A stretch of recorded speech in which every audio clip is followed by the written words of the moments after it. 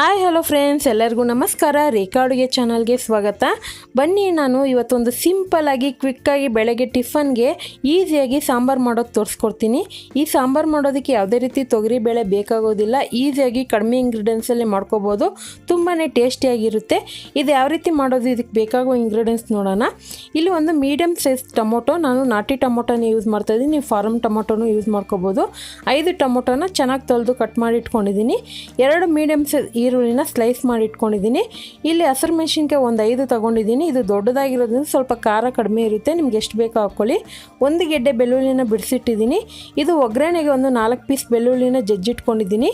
ಮನೆ ಸಾಂಬಾರು ಪುಡಿ 1 table spoon, 1/4 tea spoon ಅರಿಶಿನ, ಒಂದು 10 ಕಾಳು ಮೆಂತ್ಯ ಮತ್ತು 1/4 ಟೀ ಸ್ಪೂನ್ ಜೀರಿಗೆ, 1/4 ಟೀ ಸ್ಪೂನ್ ಸಾಸಿವೆ ಬೇಕು.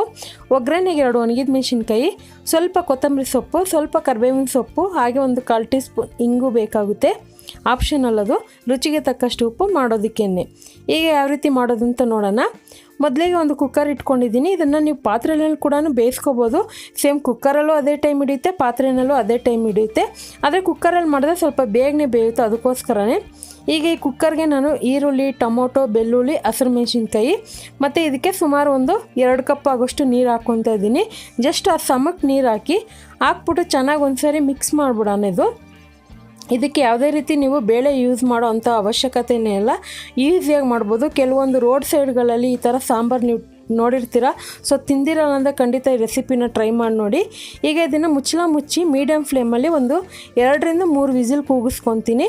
ಪೂರ್ತಿ ವಿಸಿಲ್ ಕೂಗಾದ್ಮೇಲೆ ಇದನ್ನು ಇಮಿಡಿಯೇಟ್ಲಿ ಓಪನ್ ಮಾಡ್ಕೊತಾ ಇದ್ದೀನಿ. ಆ ಗ್ಯಾಸ್ ಎಲ್ಲ ಫುಲ್ ರಿಲೀಸ್ ಮಾಡಿಬಿಟ್ಟು ಇದನ್ನು ಓಪನ್ ಮಾಡ್ಕೊಳ್ಳೋಣ. ಯಾಕಂದರೆ 2 ವಿಸಲ್ಗೆ ಇದು ತುಂಬಾ ಸಾಫ್ಟಾಗಿ ಬೆಂದಿರುತ್ತೆ.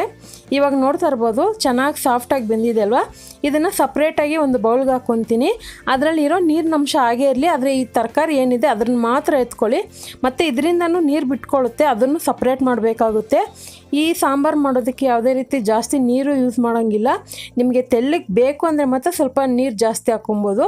ಈಗ ಇದು ಪೂರ್ತಿ ತಣ್ಣಗಾದ್ಮೇಲೆ ಮಿಕ್ಸಿಗೆ ಹಾಕ್ಕೊಂಡು ಪೇಸ್ಟ್ ಮಾಡ್ಕೊಂಡಿದ್ದೀನಿ.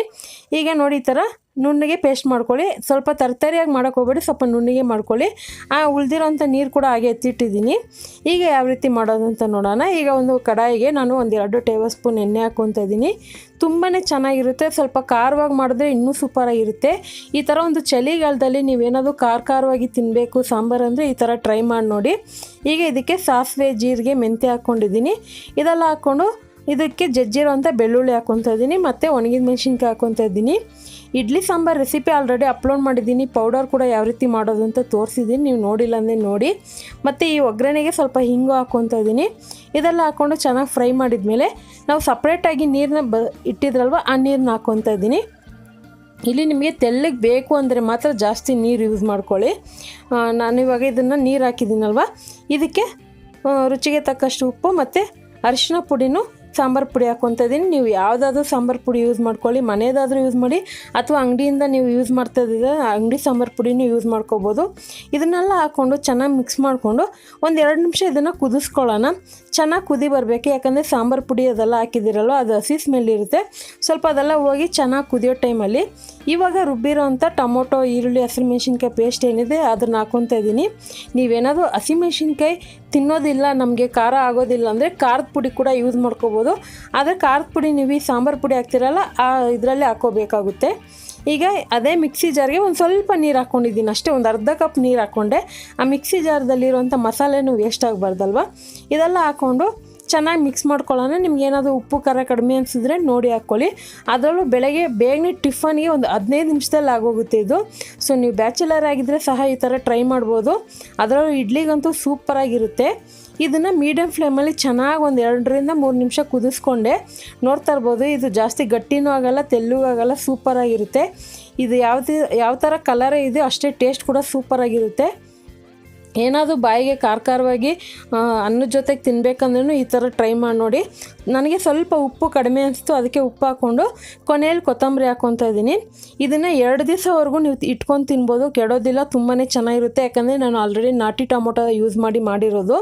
ಈಗ ಇದನ್ನು ಸರ್ವ್ ಮಾಡ್ಕೊತಾ ಇದ್ದೀನಿ. ಇದನ್ನು ಬಿಸಿ ಇಡ್ಲಿ ಜೊತೆಗಂತೂ ಸೂಪರಾಗಿರುತ್ತೆ.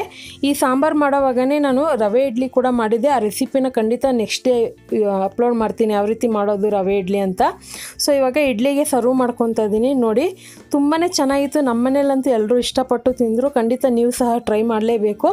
ಈ ರವೆ ಇಡ್ಲಿ ಅಲ್ಲ, ನೀವು ನಾರ್ಮಲ್ ಯಾವ ಇಡ್ಲಿ ಆದರೂ ಯೂಸ್ ಮಾಡ್ಕೋಬೋದು, ದೋಸೆಗೆ ಯೂಸ್ ಮಾಡ್ಕೋಬೋದು, ಮತ್ತು ಅನ್ನದ ಜೊತೆ ಕೂಡ ತಿನ್ಬೋದು, ಚೆನ್ನಾಗಿರುತ್ತೆ. ಸೊ ಇದನ್ನು ಸರ್ವ್ ಮಾಡ್ಕೊತಾ ಇದ್ದೀನಿ. ಬಿಸಿ ಬಿಸಿ ಇರೋವಾಗೇ ತಿನ್ನೋಕೆ ಕೊಡಿ. ಇವತ್ತಿನ ರೆಸಿಪಿ ನಿಮಗೆಲ್ಲ ಇಷ್ಟ ಆಗಿದೆ, ನೀವು ಮನೇಲಿ ಟ್ರೈ ಮಾಡಿ. ಯಾವ ರೀತಿ ಇತ್ತು ಅಂತ ಕಮೆಂಟ್ ಮಾಡಿ, ಲೈಕ್ ಮಾಡಿ, ಶೇರ್ ಮಾಡಿ. ರೇಖಾ ಅಡುಗೆ ಚಾನಲ್ನ ಹೊಸದಾಗಿ ನೋಡ್ತಾ ಇದ್ದರೆ ಸಬ್ಸ್ಕ್ರೈಬ್ ಮಾಡ್ಕೊಳ್ಳಿ.